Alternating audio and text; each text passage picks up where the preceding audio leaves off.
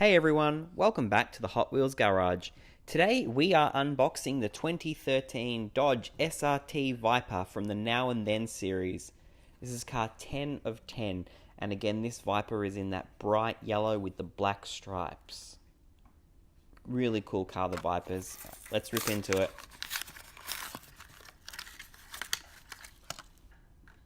See the yellow circles on the rims there with the black covers? It looks so cool, and the black windows, it just makes it look even better.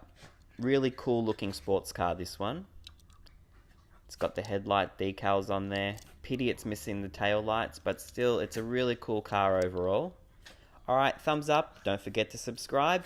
Enjoy the detailed views. Thanks everyone.